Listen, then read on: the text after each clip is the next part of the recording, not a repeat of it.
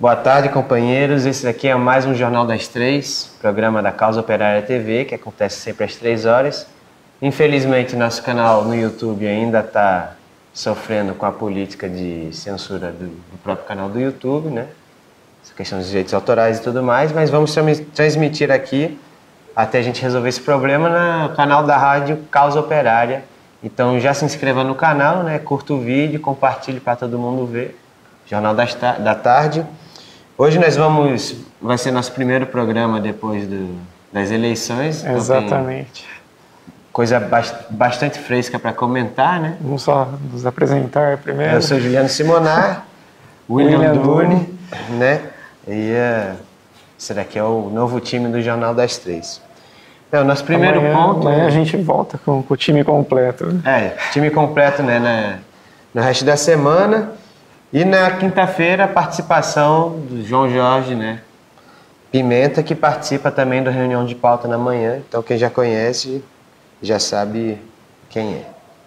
Primeiro de tudo também, mostrar os novos cartazes dos comitês de luta contra o golpe. Né? Esse daqui é o mais novo cartaz dos comitês que eles lançaram para fazer a campanha contra o Bolsonaro. Né? O mais antigo é esse daqui.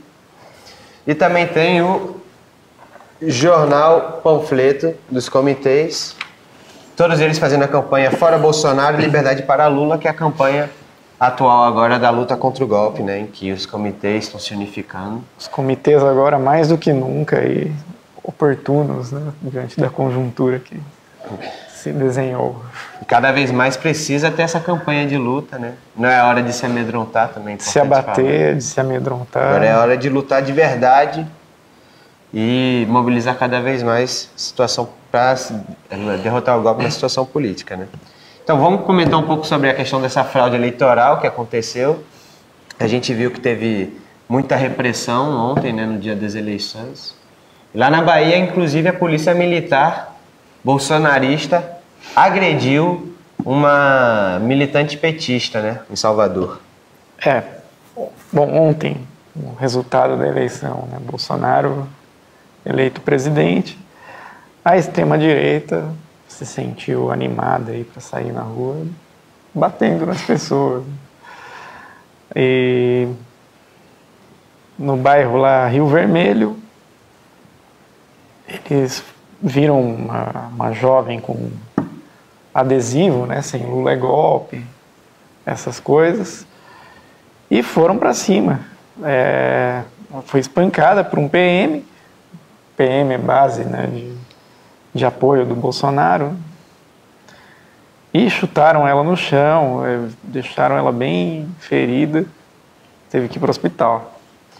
Essa é a campanha dos militantes aí, não é militante que chama, né, mas esses apoiadores aí do Bolsonaro. Teve vários episódios assim, e ontem foi uma coisa de louco, né? Ontem eles ficaram todos assanhados aí para sair batendo nas pessoas. Durante o jornal nós vamos comentar mais casos, mas esse caso daqui ele é particularmente diferente, né, de outras situações em que bolsonaristas agrediram, porque foi a própria PM, né, que saiu espancando, não como se não fosse uma coisa comum, mas que também demonstra que todo um vínculo bolsonarista está se organizando para reprimir a esquerda, né? Tanto a extrema-direita, mais cachorro-louca, quanto seus integrantes dentro da Polícia Militar, que é um órgão do Estado. Esse vínculo apareceu em outros momentos, né? Mas aqui esse policial, ele foi agredir, né, diretamente. Então, acho que a produção tem um vídeo, seria o caso de passar agora, para o pessoal perceber qual é a maneira de atuar, né, da polícia, da extrema-direita.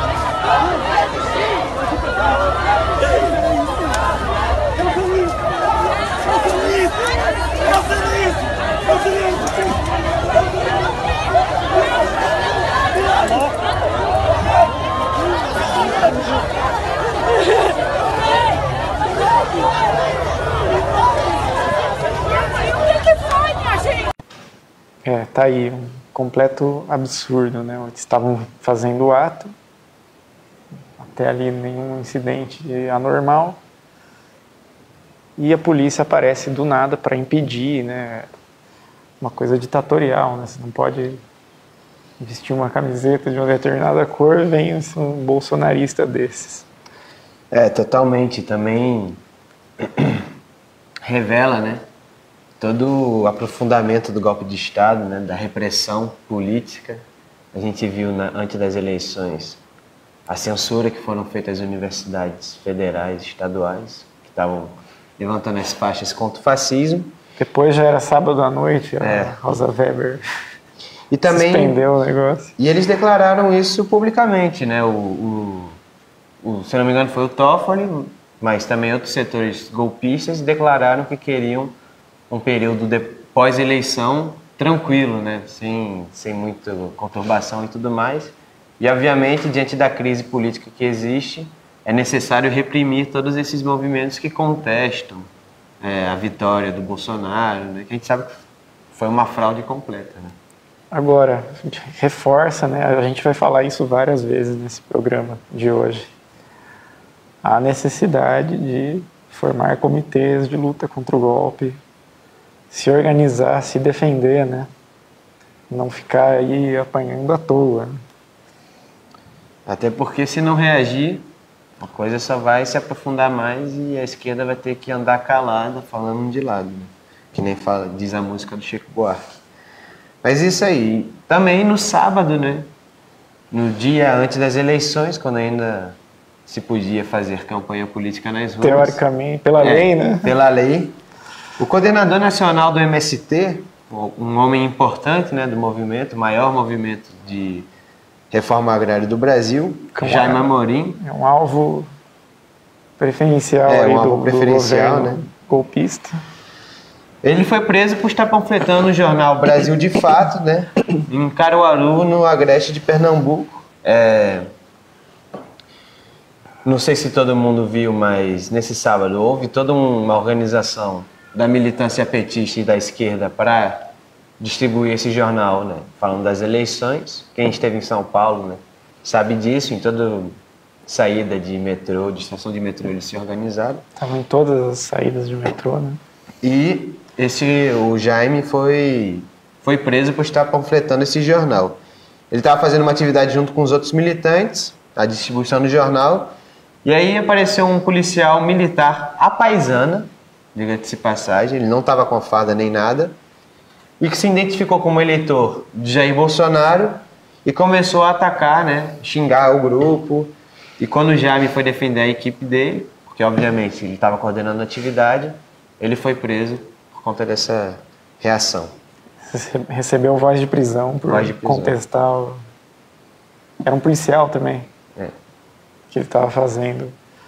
Aí, bom, mas não sei qual que é mais absurdo, né? Você estava fazendo uma campanha eleitoral no período que até essa lei do TSE, que não deixa fazer nada, permite,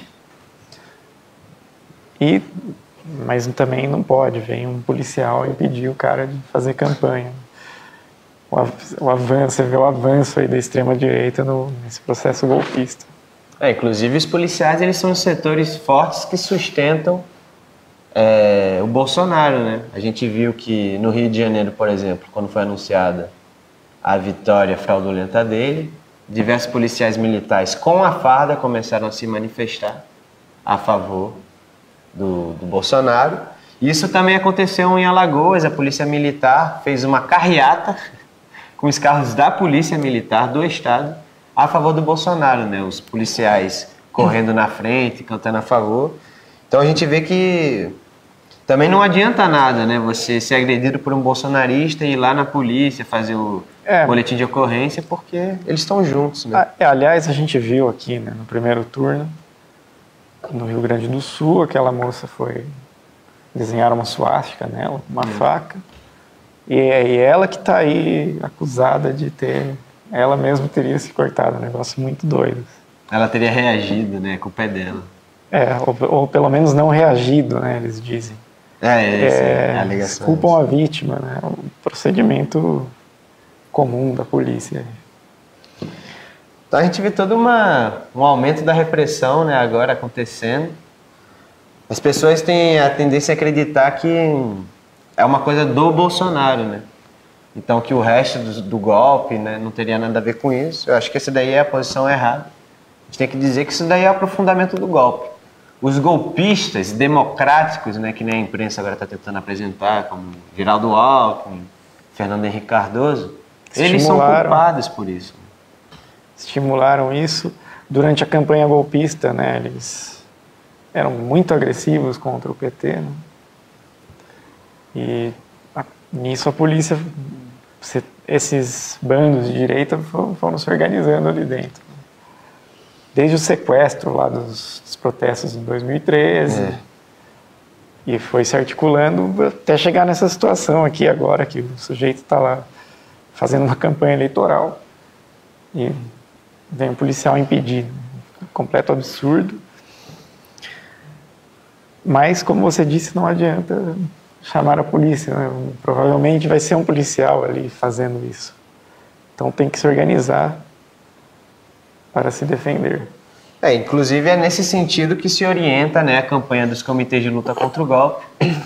Você pode ver no cartaz, tem aqui, fora Bolsonaro e todos os golpistas. Quer dizer, não é uma coisa que se resume ao Bolsonaro, é uma coisa ampla.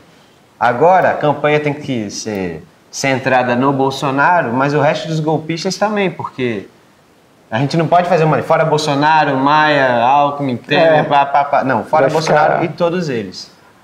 É uma coisa normal do movimento, né? Tem que derrotar o golpe. E também fazer a campanha contra a polícia, porque estamos vendo que a polícia é um elemento importante de toda essa repressão. Exatamente.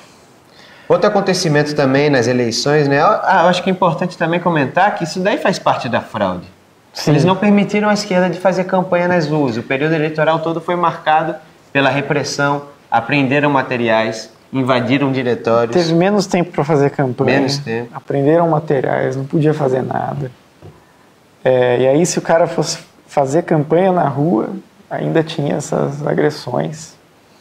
E essas agressões eram a campanha eleitoral, né, do Bolsonaro, né, realmente. Intimidar as pessoas, parecer uma maioria, né, com os robôs na internet, criar um clima assim, que não existe, né, parecer que eles são muito grandes, muito fortes, quando não é bem assim, né, a própria agressividade aí mostra que eles têm um certo medo, né, do como pode se desenvolver a situação. E isso é muito importante. Tudo isso para justificar a fraude nas urnas depois. Né? Mas também teve outro acontecimento, esse daqui um pouco mais espantoso, né? Porque os bolsonaristas começaram uma campanha de ataque contra o MST, né? Inclusive teve denúncia, né, de atacar os indígenas e tudo mais também, né, os latifundiários que sustentam a campanha do Bolsonaro. Esse foi logo depois do resultado, né? Eu acho que esse daqui do fogo foi no dia antes da eleição, no 27 tá. Mas de qualquer forma, no sábado à noite, o acampamento Sebastião Bilhar, que tem esse nome por conta de uma liderança do MST no Mato Grosso, que fica na BR 262, no Mato Grosso, foi alvo de um incêndio criminoso na noite, na madrugada do sábado para o domingo, né? As testemunhas contam que o crime ocorreu entre as 8 e as 9 horas da noite, né? Uma hora que eles usam a desorganização das pessoas para atacar. E também os barracos lá começaram a pegar fogo, teve perda de material e tudo mais. E o MST lançou uma nota de repúdio contra esses ataques, que eles falam assim: Nós do MST, do estado do Mato Grosso do Sul, viemos expressar nossa indignação diante desse ato de violência e dizer que é inaceitável o discurso fascista que inspira ódio e violência entre a população. Mais uma vez somos alvos de ataque por pessoas que reproduzem na prática o discurso racista, fascista, homofóbico e violento pregado pelo presidenciável que está disposto a governar nosso país. Bom, mais um dos ataques. Terceiro ataque, né? Hoje só tem notícia de ataque, né? Eles espalharam terror aí pelo país inteiro. O MST é um alvo imediato aí, o Bolsonaro falou contra o MST, acho que até naquele discurso de sábado que custou muitos votos para ele, né? Mas dava tempo de ganhar mesmo assim.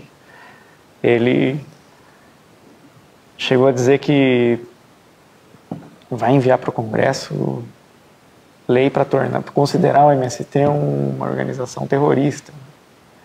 Então a direita vai para cima agora das organizações dos trabalhadores, né?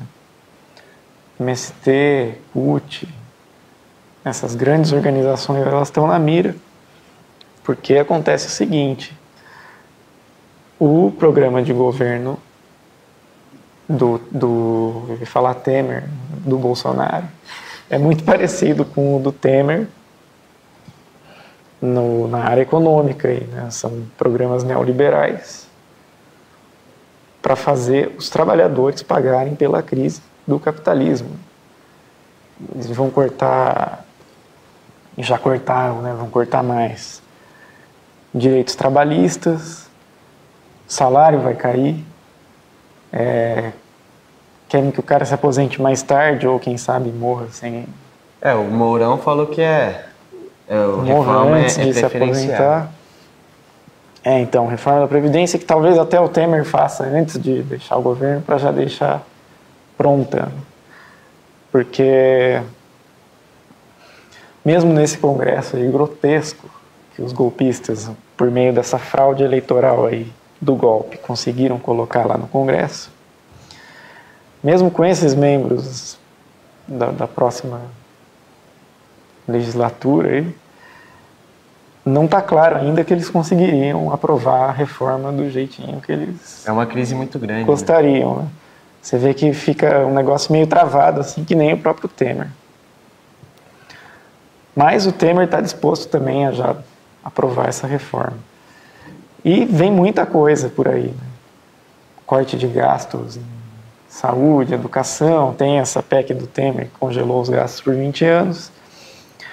Então é um monte de coisa, tudo isso aí, né, no meio de uma crise econômica, né, que talvez se agrave aí no ano que vem, né? Os Estados Unidos vão entrar em recessão, é uma situação desastrosa. Tudo isso aí tende a gerar embates aí, né? Os trabalhadores talvez acordem, né, e comecem a resistir, e por isso a direita já começa a partir para cima das organizações com muita violência. Inclusive, né, sobre isso... Uma tentativa de anular essa resistência. Sobre isso também tem uma relação grande. Em Alagoas, a sede da CUT foi atacada, né? Foi alvo de disparos de armas de fogo. Logo entre 7h30 e 8 horas da noite, depois do resultado, né? Então, assim que saiu o resultado, os bolsonaristas já se dirigiram para a sede da CUT, lá em Maceió, e deram tiros no banner da Central Única dos Trabalhadores, que tem a ver com essa política, né, de agressão aos movimentos populares, né, movimentos dos trabalhadores legítimos, como as centrais sindicais e tudo mais. Então, a gente tem que levantar, né, a proposta que toda a esquerda deveria discutir, que é o armamento da população. Porque os bolsonaristas, a extrema-direita, os latifundiários já estão armados. A burguesia está armada, a polícia está armada. As centrais sindicais não estão. Os movimentos sociais não estão. Então tem que formar os comitês de luta contra o golpe e tem que armar esses setores da classe trabalhadora para levar adiante uma política de resistência contra esses setores totalmente reacionários que, se deixar fazer o que quer, vão acabar com essas organizações. Vão, né, impor esse programa na marra, né? E aí aqui no chat estão perguntando cadê o Márcio. O Márcio, nos dias de segunda, ele não participa, porque ele tem outras funções na questão da organização do jornal, né, do Diário Casa Operária e tudo mais. Então, no dia de segunda vai ser eu e o William Duni, mas terça-feira voltamos à normalidade, né? Provavelmente a gente traga alguma terceira pessoa aí nas segundas. Estamos vendo um convidado aqui para nós na segunda-feira. E também teve a tentativa de censura do Roger Waters, né, do Pink Floyd, que aconteceu no sábado. O Roger Waters que está num tour aqui, né, pelo Brasil, denunciando a extrema-direita e o próprio Bolsonaro. E foi a campanha do Bolsonaro que pediu para censurar aí o Roger Waters, né, com base na lei eleitoral, né, que falar contra o fascismo parece que seria a campanha contra o Bolsonaro.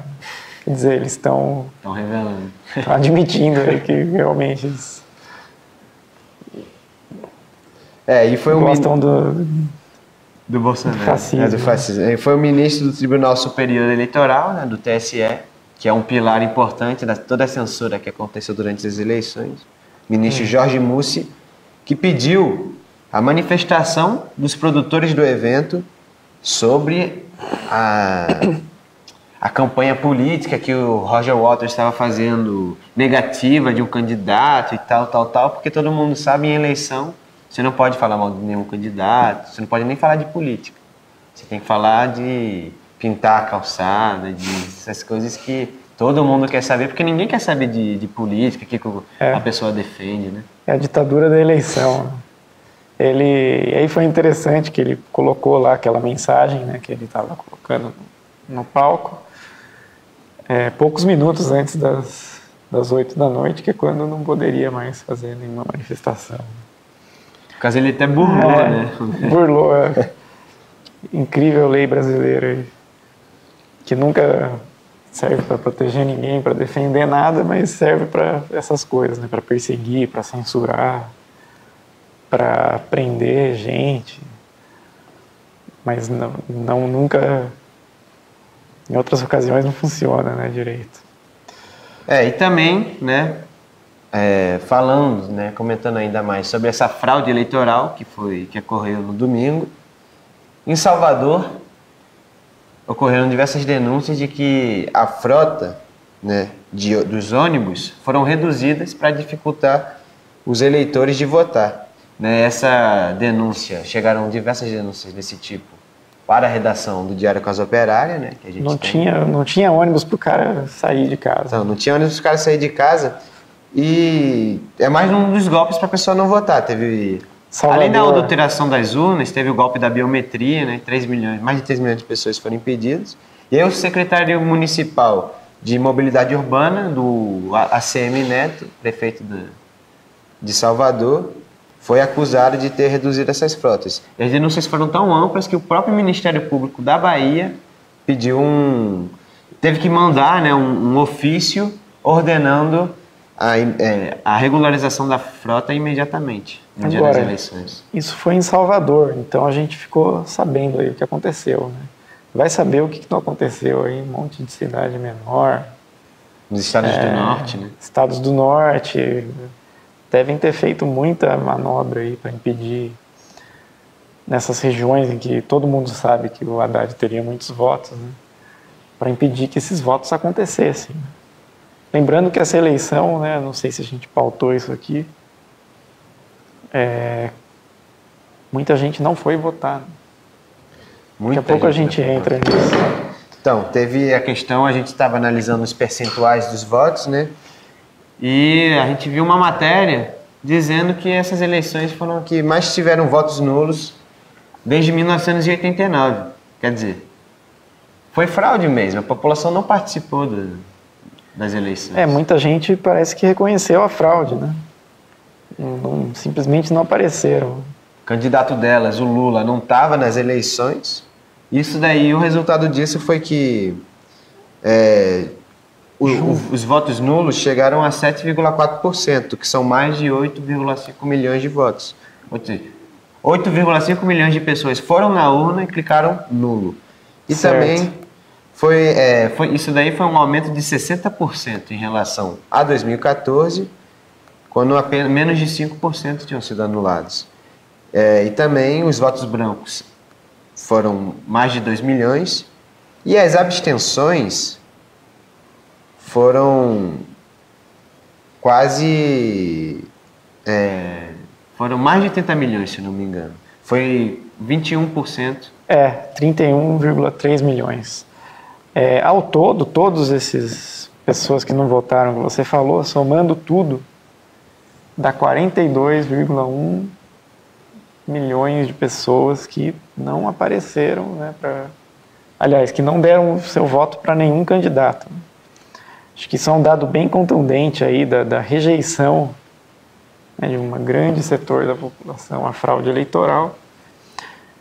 Né, lembrando que nesses 42 milhões aí de eleitores que não votaram, não está incluído os 3 milhões de eleitores que tiveram seus títulos suspensos por não terem feito o cadastro biométrico. Quer dizer, foram mais de 45 milhões. E aí você já tem 45 milhões de pessoas que poderiam votar e não votaram. É quase metade, né? É muita gente e tem mais. Não para por aí também. Nessa eleição aqui, teve muita campanha para que as pessoas fossem votar. O TSE fez uma propaganda contra não ir votar, contra o voto nulo. Isso foi uma coisa, né? O Burger King também fez propaganda, né? Vote, escolha algum candidato, não jogue fora seu voto. Então teve uma grande campanha para as pessoas irem votar, mesmo assim elas não votaram. Essa campanha também teve um outro dado interessante, que as TVs de repente se tornaram assim mais democráticas durante essas eleições aqui. Elas chamaram candidatos pequenos para dar entrevista, nos debates deixaram bastante candidato participar, de uma forma que não se via assim há muito tempo. Por que eles faziam isso? Para fingir que estava mesmo acontecendo uma eleição. E a campanha do Boulos, nesse sentido, ela foi essencial, né? Não sei se é essencial, mas serviu para Serviu muito bem esse propósito. E a do Ciro Gomes, a mesma coisa. Tirando um fato, que a do Ciro Gomes, ela estava ali abertamente para boicotar a candidatura do Haddad. E tirar votos. E tirar votos do Haddad, né? Não só com as declarações de amigo da onça que ele e o irmão fazem, né? Inclusive, eles não declararam voto no Haddad no segundo turno. E também com... Aquele vídeo foi um apoio ao Bolsonaro. Mas eles estavam fingindo que tinha uma eleição, né? E 42 milhões não foram votar, não reconheciam que essa eleição de fato existia. Descontando os 3 milhões aí que foram impedidos mesmo de votar pelo cadastro biométrico, 45 milhões de pessoas de fora. E o mais importante, né, por que essa eleição era tão evidentemente assim, uma fraude para tanta gente? Porque o principal candidato, aquele que liderava todas as pesquisas para o primeiro turno, talvez para ganhar no primeiro turno, que é o Lula, foi impedido de participar pelo TSE. Né? Ponto central da fraude, né? Que facilitou toda a fraude eleitoral. Exatamente.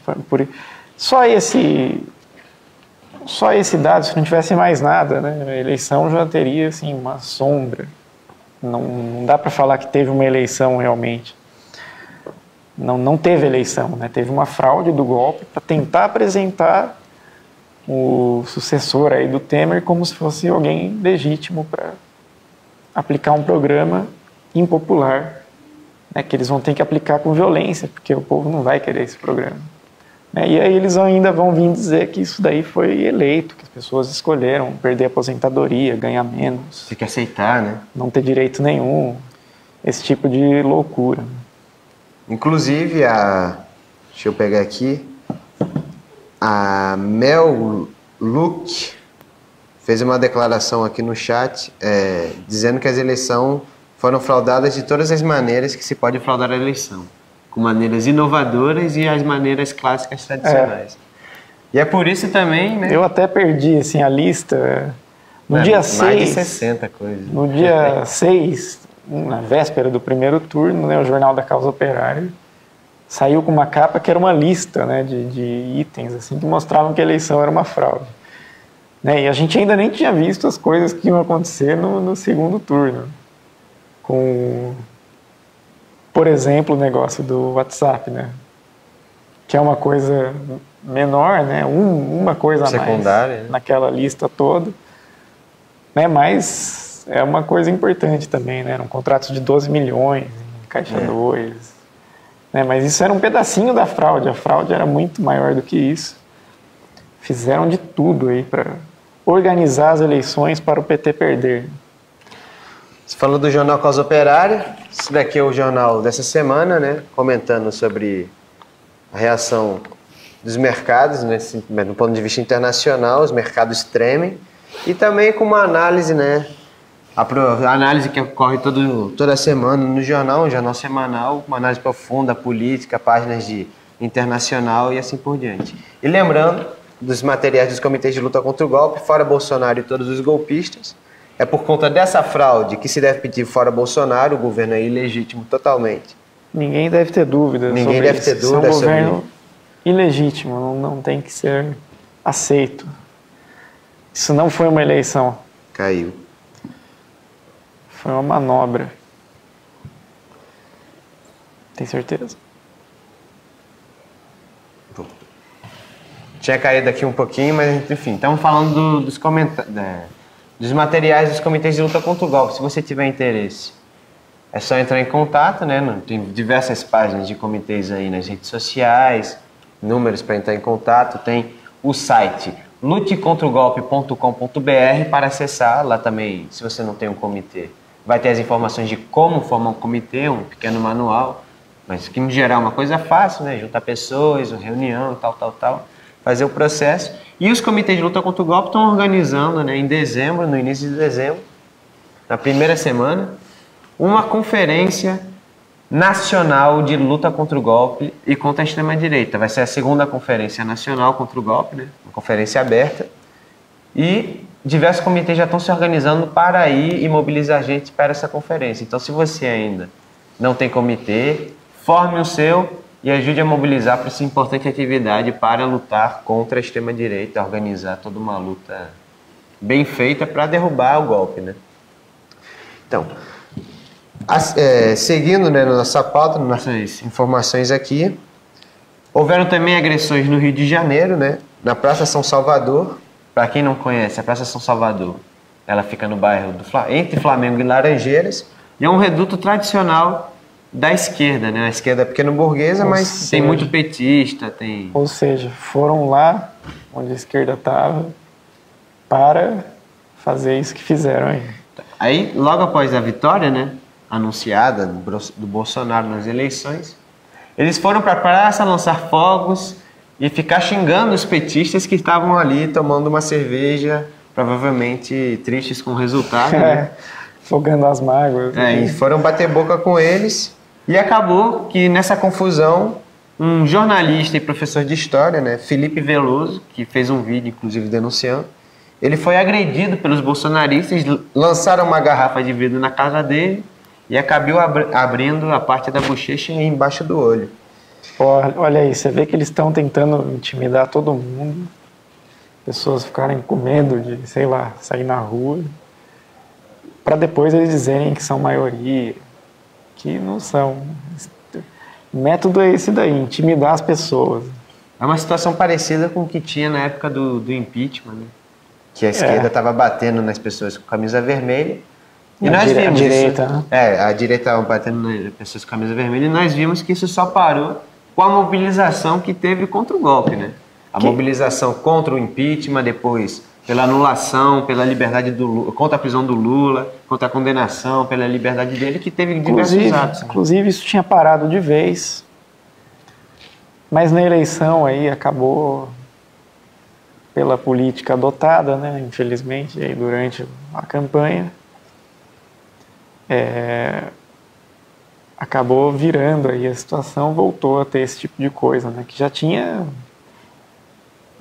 A gente não via tinha mais desaparecido isso, isso daí da rua. Agora já morreu mais de 5 pessoas e centenas já foram agredidas aí por bolsonaristas. Tem como passar o vídeo da denúncia, produção, por favor?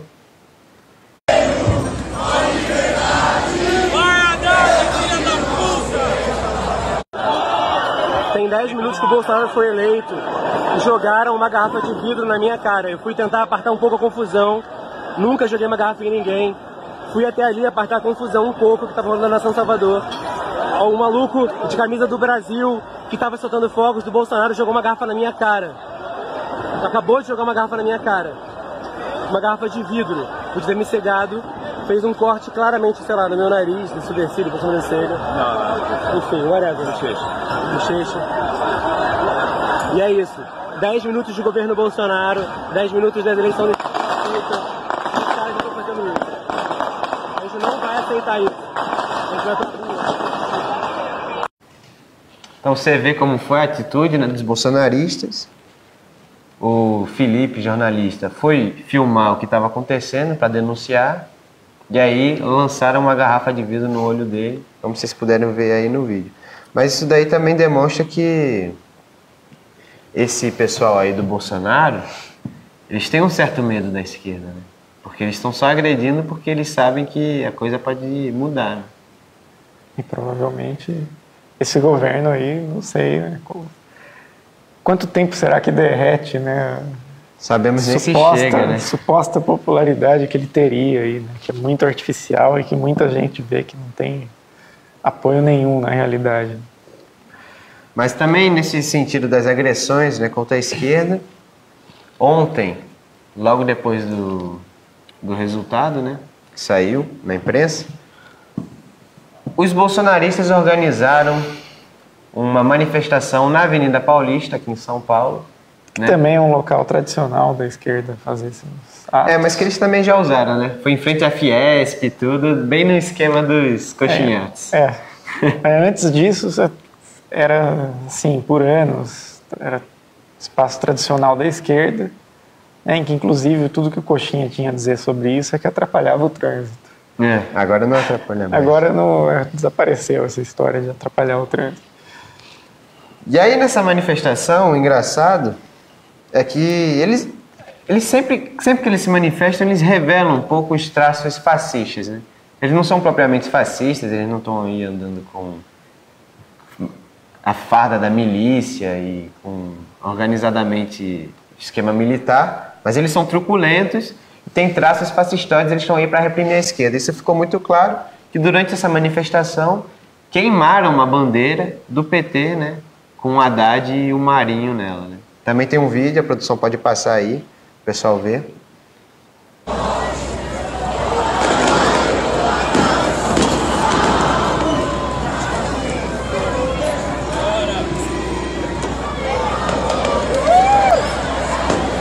Acabou, PT! Quer dizer que agora teria acabado Acabou a esquerda. com a esquerda, acabou o PT. Eles acham que é fácil assim também, né? Acabar com a CUT, a MST. Eles que não têm nenhuma organização real. Querem acabar com uma organização. Inclusive ontem... de milhões de filiados. Ontem o pessoal da Globo News estava muito feliz passando aquelas imagens nas ruas, né? O pessoal tomando a rua e tal. Eles comentaram, né, que o PT sempre se gabou de ter uma militância que vai para as ruas, né, que a direita não tinha, mas olha aí agora quantas pessoas o Bolsonaro leva às ruas. Isso é totalmente artificial, é que nem aqueles coxinhatos da Globo, né, que quando a Globo para de chamar, ninguém mais vai. Né? A direita tenta organizar lá de novo, vai 200 pessoas. E quando eles não chamam, eles reprimem, né? Porque inclusive aconteceu isso ontem. Houve um confronto, né, como eles gostam de falar, né, como se houvesse... Mas houve um confronto entre a PM e os bolsonaristas lá na Avenida Paulista. Curioso. Mas quer dizer, ontem era um negócio artificial também, né? Desse circo eleitoral fraudulento aí que eles montaram, para tentar convencer aí quem estiver disposto a ser convencido de que esse governo seria legítimo, né? Esse governo golpista aí do sucessor do Temer no golpe, a continuação do Temer, né? O Temer 2, né? Que é o Bolsonaro. Mas tem uma coisa interessante sobre esse fato também, que é o quê? Eles lançam a extrema-direita para atacar a esquerda, fazer truculência e tudo mais. Chega na hora em que eles conseguem o resultado, quando a extrema-direita sai nas ruas com essas características trogloditas aí, eles colocam a polícia para reprimir. Por quê? Porque não faz mais sentido. Agora vamos usar o aparato do Estado, vocês aí caem fora. Foi o que aconteceu com Hitler, inclusive, né? O Hitler era sustentado por uma milícia de extrema-direita, fascista, a SA, e assim que o Hitler assumiu o poder, eles reprimiram totalmente essa milícia, mataram todo mundo e formaram a SS. A noite das facas longas. Né? Então, exatamente, a noite das facas longas. A gente não está bem nessa etapa, né? Talvez até surja aí ainda uma SA, mas assim, numa escala... A semelhança, né? Tem uma semelhança aí, a lógica é essa aí, né? Não, agora você não pode ficar fazendo essa ruaça aí, ó. Toma aqui um cascudo e para de encher o saco. E a SS, né, vale lembrar, não era propriamente uma milícia, né, dos coxinhas, da extrema-direita, classe média que sustentava o Hitler antigamente, mas era uma organização formada pelos órgãos de repressão anteriores ao fascismo. Os órgãos de repressão do Estado, da democracia burguesa. O Estado tomando conta de volta. Noite das Facas Longas, episódio bem violento, interessante aí, para quem quiser procurar ver mais. E também, para quem não sabe, segundo o PDT de Ciro Gomes e Cátia Abreu, o PT é responsável pela vitória de Bolsonaro. Quer dizer, não seria fraude, não seria a censura, não seria os ataques à esquerda, o fato que tiraram o Lula das eleições, nada. Mas o PT estimulou o Bolsonaro, não apoiou o Ciro Gomes, que podia vencer do Bolsonaro, e aí perdeu. E como que o PT operou esse... Não, isso eles não falam, né? Mas o que a Cátia Abreu, que foi vice do Ciro Gomes, ela deu uma declaração no Twitter em que ela diz: PT deve soltar foguete, minha gente. Elegeram Bolsonaro. Bolsonaro, candidato dos petistas. Vocês escolheram um candidato que chamam de fascista. Sabiam desde agosto que não ganhavam do capitão. Por isso ela defende o apoio ao coronel para vencer o capitão. Quer dizer, seria uma coisa como assim: o PT é muito radical e tal, aí existe muito antipetismo. Tinha que ter lançado o Ciro. Ciro, que é mais moderado, e ele ia fazer uma conciliação e tudo mais. Quer dizer, não tem como acreditar que isso daí é esquerda, né? Porque Ciro Gomes também já fez, não declarou, nem voto no Haddad. Ciro Gomes estava numa campanha de frente democrática contra o fascismo. Para apoiar ele, né? Não, a mesma coisa do PSDB. A frente democrática ela existiria se fosse o Alckmin na frente, se fosse o Ciro Gomes na frente, a Marina. O próprio Elinão, né? O Elinão. Um movimento que era para crescer com o Alckmin no segundo turno e tal. Que, aliás, né, a gente tem que dizer aqui, teve o mesmo funcionamento dos coxinhatos. Depois que a Globo esvaziou, ficou mesmo esvaziado, né? Vazio, pouca gente. Era uma coisa montada para beneficiar o Alckmin, né? Que não teve jeito de levar o Alckmin adiante, então eles encerraram então acabou o Elinão. Essa manobra.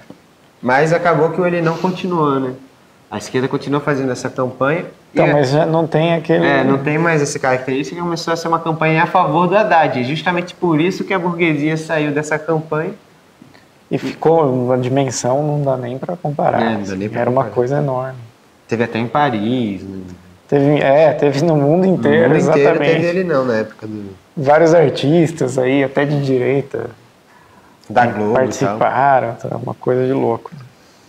Mas enfim, né? O que a gente pode dizer é que o Bolsonaro ele é a continuação do golpe de Estado, é a continuação dos ataques à população, continuação daqueles que levaram adiante a reforma trabalhista, o congelamento dos gastos. Ele vai também atacar a cultura, ele vai aumentar a repressão, a repressão tanto na periferia quanto no campo, e também o vice dele, o general Mourão, reafirmou isso, né? Porque logo depois que ele foi votar nas urnas, no colégio do setor militar em Brasília, lá pelas 9 horas da manhã, ele afirmou que a reforma trabalhista vai ser um ponto preferencial, primordial do governo Bolsonaro-Mourão. É o Temer mesmo.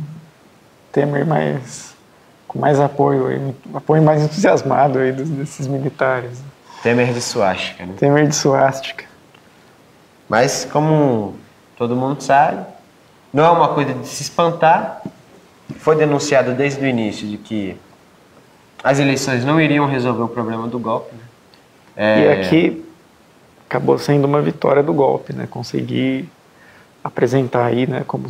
Em certa maneira, eles até conseguiram paralisar a luta, né? Paralisaram a luta contra o golpe esse tempo todo, né? Parece que teve eleição, né? Algumas pessoas aí estão acreditando que teve uma eleição, né, que não teve. Isso acabou sendo uma vitória do golpe, né? Que a política de o PT apresentar um outro candidato, acabou ajudando aí a alimentar essa fraude, né? Foi uma coisa que foi denunciada, né? Então também não é para as pessoas se espantarem. Obviamente, o momento agora, ele é de muita precaução, a esquerda tem que ter muita precaução, tem que ter segurança e tudo mais. Não tem que ficar... não tem que ficar aí abatido, chorando pelos cantos, né? Realmente tem que tomar cuidado, né? Mas também o mundo não acaba no dia da eleição. Então, o mundo não acaba no dia da eleição e a melhor maneira de você conter essas agressões é você se organizando em comitês, é você se organizando, né, em partidos políticos da esquerda que efetivamente lutam contra o golpe e participando das grandes mobilizações, organizando, né? Todo mundo sabe agora, né, que dia 8 e 9 de dezembro vai ter a Conferência Nacional de Luta contra o Golpe e Extrema-Direita, então é importante participar, é importante sair por aí distribuindo material dos comitês de luta contra o golpe, a luta contra o golpe, que tem, além de um cartaz que as pessoas podem colar, também tem textos e tudo informativos. Tem um jornal e um cartaz, né? Um jornal cartaz, esse daqui é uma versão do cartaz. Essa aqui é outra versão do cartaz, um pouco menor, né? Tem de vários tipos. E também o Partido da Causa Operária tem seu jornal semanal, Causa Operária, né? Com a edição Os Mercados Extreme, com política internacional, 8 páginas de informação política, e é muito fácil adquirir, é só falar com o militante do PCO. Esses do comitê vocês também vão ver por aí nas ruas. Vou usar esse tempo que resta para anunciar que na quinta-feira vai ter a reunião do Comitê de Luta contra o Golpe da USP, lá na USP mesmo. Então é importante participar também. A USP que também vai se tornar um alvo aí. É importante, né? Também agora tem eles querem transformar os estudantes aí em delatores, né, contra os professores que disserem coisas que vão contra inclusive o próprio Bolsonaro anunciou... Cartilha do Bolsonaro. O próprio Bolsonaro anunciou que universidade não é lugar de protesto. Então onde será que é, né? Se universidade não é... Que é o lugar do pensamento livre e tal, que eles anunciam. Vai acabar a autonomia universitária, né? Não pode deixar. Não pode deixar, tem que resistir. Tem que se mobilizar imediatamente. É com isso que a gente deixa vocês. Esse é o Jornal das Três. Se inscreva na Rádio Causa Operária, né? Os programas da Causa Operária TV vão continuar acontecendo, as transmissões ao vivo pela a Rádio Causa Operária, e depois serão passados para o canal da Causa Operária TV. Então se inscreva. A Rádio Causa Operária vai ter uma programação dela mesma, né? Estamos construindo também uma rádio para as pessoas que não tiverem tempo de assistir um vídeo e tudo mais, vamos estar construindo a rádio. Então é importante que você se inscreva, é importante que você compartilhe o canal, você anuncie a todo mundo que acompanha a Causa Operária TV de que as transmissões estão sendo feitas pelo canal, pois dessa maneira a gente consegue reconquistar a audiência que foi perdida por conta dessa política. E se alguém veio parar aqui que não está inscrito na Causa Operária TV, né, por acaso, imagino que não, mas enfim, pode se inscrever lá também na Causa Operária TV, porque o canal vai voltar. Depois da quarentena aí, ele volta. Então é isso aí, pessoal. Muito obrigado. Até amanhã, às 3 horas da tarde. Boa tarde.